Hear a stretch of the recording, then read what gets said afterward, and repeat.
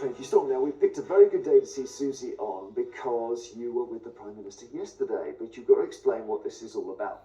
Okay, so there's been lots of talk about the Platinum Jubilee, of course, but no one has really been talking about the Plutonium Jubilee. So this year in October, it is also 70 years since Britain's first nuclear bomb test.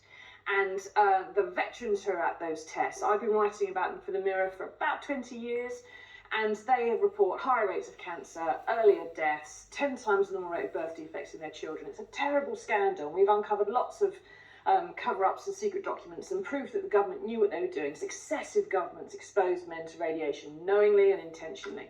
And yesterday, at the end of sort of a year, we've been demanding to see the Prime Minister because they've been refused for a medal 3 times on the grounds there was no risk or rigour to their service. And we said, well, that's ridiculous. No risk or rigour? Yeah, we want to see the Prime Minister about this.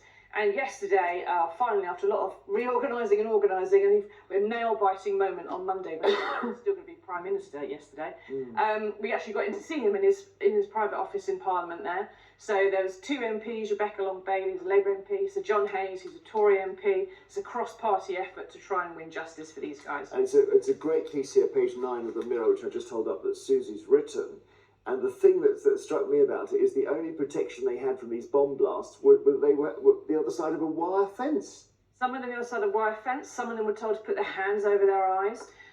The Ministry of Defence, which has defended these claims for 70 years and said they weren't exposed to any radiation, has admitted that only about 21% of the men at all these tests, of 22,000 men at these things overall, only about a fifth of them had any kind of doses even measured, never mind knowing what was going on. I think we've got maybe a picture of one of the explosions here. Let's just see what we've got. So this is Hurricane. Now, what happened here? Operation Hurricane was this first test in 1952. This was the one which Britain did all by itself. It moved us into the Cold War arms race. It gave us a seat at the top table of the world. It was an atomic explosion in the base of the hull of a warship called HMS Plymouth off the Montebello Islands in northwest Australia on October the 3rd, 1952. And there are only a few survivors of that test now still alive. They're heading into their 90s, much of them. And they said to me the only thing that was left of the warship, a massive frigate, 3,500 tons, was just a scarred shadow on the Wow, on the beach, incredible. on the sand underneath the waves. Incredible. So that was one of our smaller weapons. We had weapons much bigger than that. We exploded 45 nuclear bombs over decades, 593 highly toxic radioactive experiments in the Australian outback, including a place called Maralinga. And I just wanted, one of the things that I couldn't do yesterday in the meeting, we had half an hour at the PM, it gave us 40 minutes. But I couldn't take in there lots of people who have passed away that I've interviewed over the years. People are just too ill to get in the room. So I wanted to show him some of the people that we couldn't get in there. Well, show us, yeah, you got some. This is one of them. This is a guy called Howard Elliott, just here. He's an incredibly handsome chap. He was a World War II highly decorated commando. He was able to swim the entire length of a swimming pool underwater because of his commando training. He's even memorialised in a statue at Westminster Abbey. He was so well thought of by Churchill. But at the age of 40, he was sent to Maralinga to take part in Operation Vixen B, and he picked up plutonium from the desert as part of his job, and he died at the impossibly young age of 58 from stomach cancer. It was so bad he had tumours erupting in his mouth. I told the PM about these 2 ladies I interviewed a few years ago. So it's Margaret Pontin and Sharon Harris. Their father and dad, Michael, died a few years before this of cancer. Between them, these 2 ladies have had 21 miscarriages. And the 5 surviving children have all got problems. So the radiation effects, it can give you cancer, but it also then passes through the generations as well. We've known for long before the tests, we've known long before any of this happened, that there were genetic hazards. And we've also uncovered government documents showing that the government was aware of the genetic hazards and exposed the men anyway. They said that there would be an unreasonable level of safety because you wouldn't be able to make the important observations. And the devastating thing is not so much that they did this, because America did it to their troops too, but it's the fact that every nuclear power on Earth that did this back in the Cold War, they've all recognised their veterans, and they've all acknowledged them, and they've all said, yep, something went wrong here, and it shouldn't have happened, and they gave them a medal, they gave them compensation or a war pension.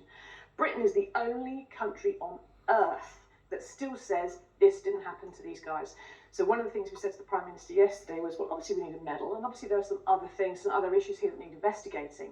But one of the biggest things would be a moment of national acknowledgement of some sort for the anniversary this year, where the government and the state looks at these men and just gives them the nod and says, we see you, we know what happened. Now, I'm seeing you standing beside Mr. Johnson there, thinking he would have been under a bit of pressure yesterday, because he's just come out of this leadership. But let's have a little look at him in Prime Minister's questions, if we can. Can the Prime Minister explain if 148 of his own backbenchers don't trust him, why on earth should the country? Prime Minister, and what I want her to know is that absolutely nothing and no one, least of all her, is going to stop us with getting on for delivering people. He looked pretty punchy there. How was he when you saw him? He had a raging head cold, so I felt quite sorry for him, actually. He was, whatever you think about Boris Johnson, I know we all have our opinions, in that room, and I've been in the room with veterans telling their stories to politicians for years, he was genuinely and visibly moved to hear stories of a veteran who had lost his son to very early death at 4 months, who found him in his cot. He said, I'm so sorry for your loss. He said, I showed him some evidence of possible crimes by the state against its own servicemen in terms of withholding or falsifying medical records, which is a crime. And he said, this is just astonishing. Why didn't I know about this? I'm going to open up the archives and look into it for you. I think he was genuinely appalled and quite shocked, which is what we were going for. Credit to Susie here, Andrew, because campaigning for years on this. I've been reading it for years. And the terrible, cynical point about this, it's successive governments just think, well, they're going to die eventually. Let's be brutal about it. They are. And they are literally dying, in which case the case of compensation will go, because that's what they're all worried about. If they admit liability, they have to pay. But it would be millions, not hundreds of billions, which is peanuts in terms of what government spends. So Susie's got in to see a Prime Minister at last about it, and perhaps he'll do something about it. It would do his popularity no end of good. You're so right, and congratulations, Susie, on an amazing campaign. And as I say, it's in the Mirror today. Storm, today